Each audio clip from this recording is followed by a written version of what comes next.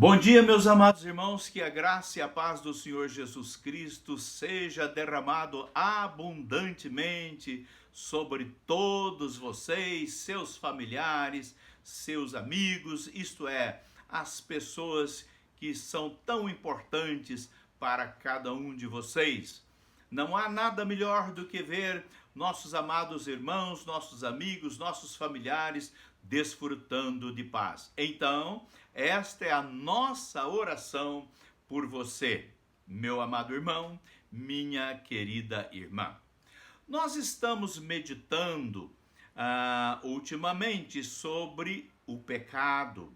E nos Juntos Cada Manhã de hoje, nós queremos meditar sobre o pecado por comissão. É aquele pecado que nós cometemos, não é? Pecado por comissão. Esse tipo de pecado, há abundantes exemplos na palavra de Deus. Quantas pessoas nós vemos cometendo esse tipo de pecado, não é? A Bíblia diz para não matar, não roubar, não adulterar e uma série de coisas, não é, semelhante a essas. E é bom lembrarmos também que todo pecado cometido é contra o nosso Deus em primeiro lugar. E para entendermos bem um desses pecados, nós queremos meditar hoje no pecado que Davi cometeu, não é? Nós sabemos que este pecado, muita gente, ou a história de Davi, não é? Boa parte da cristandade conhece os seus feitos e conhece também esse seu pecado, que algumas pessoas chamam de deslize quando teve um caso, né?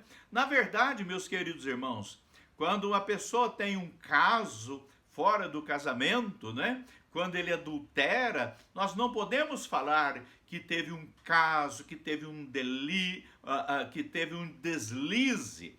É melhor chamar pelo nome, pecado. Pecou realmente, não é? Então, a Bíblia chama pecado de pecado. Às vezes nós queremos enfeitar tanto o pecado que dá a impressão que a pessoa nem pecou, não é? Então vamos chamá-lo logo pelo nome. Nós sabemos que quando Davi adulterou, nós sabemos que Deus manda o profeta Natã falar com ele, e quando o profeta fala com ele e que o questiona, provando que ele tinha cometido esse pecado terrível, não é? Ele reconhece e diz: pequei. E daí em diante começa um sofrimento enorme na vida de Davi, porque o seu pecado o perseguia o tempo todo. Nós sabemos que é assim. Acontece com todos nós. Quando nós pecamos, o nosso pecado não nos deixa em paz. Ele nos persegue o tempo todo. Nós vamos deitar, lá ele está conosco. Nós vamos levantar, ele está conosco. Sonhamos com ele à noite. Então é algo terrível. A consciência não fica mais em paz. Então, meus queridos, melhor maneira é obedecer a Deus, é não pecar, é buscar comunhão com o Senhor o tempo todo, através da leitura bíblica e através da oração. Quanto mais nos enchermos de Deus, mais nós estaremos livres do pecado. Meus queridos, o Salmo 51 a situação de Davi é Davi expondo o seu sofrimento, confessando o seu pecado diante de Deus, diante do Criador. Então, vejamos a sua dor, o que ele está sentindo neste momento, e ele se derrama diante do Senhor. Ele diz: compadece-te de mim, ó Deus, segundo a tua benignidade. Apaga as minhas transgressões, segundo a multidão das tuas misericórdias. Lava-me completamente da minha iniquidade e purifica-me do meu pecado, pois eu conheço as minhas transgressões, e o meu pecado está sempre diante de mim. Oh, meus queridos, que coisa triste. A pessoa não tem mais paz, porque ele o tempo todo está lembrando daquilo que ele cometeu contra Deus. E é o caso dele aqui. Contra ti, veja, ele reconhece que pecado é contra Deus, em primeiro lugar. Contra ti, pequei, e fiz o que é mal diante dos teus olhos. Ele não diz, eu traí a confiança do meu servo. Eu traí a confiança dele, eu o coloquei na linha de frente para que ele morresse, para que ele não descobrisse que a esposa dele estava esperando um filho meu, não é? Então, o tempo todo isso fica martelando na sua mente. E ele diz, de sorte que és justificado em falares, inculpável em julgares. Eis que eu nasci em iniquidade, em pecado me concebeu a minha mãe. Então ele reconhecendo que é ser humano, que é pecador, e por ser pecador, ele comete pecados, não é? Então ele está reconhecendo diante de Deus e quer livrar-se desta culpa. Por isso clama. Meus queridos irmãos, a melhor maneira que temos de nos livrar de culpas, de pecado, é confessá-lo diante do Senhor e abandonarmos, né? O abandonarmos completamente. Aí ele diz, eis que desejas que a verdade esteja no seu íntimo, faze-me, pois, conhecer a sabedoria no secreto da minha alma, purifica-me com isopo e ficarei limpo, lava-me e ficarei mais alvo do que a neve, faze-me ouvir de júbilo e alegria, para que se regozijem os ossos que esmagaste. Oh, meus amados irmãos, quanta dor ele está sentindo. E aí ele diz, esconde o teu rosto dos meus pecados e apaga todas as minhas iniquidades. E no verso 10 ele diz, cria em mim, ó Deus, um coração puro.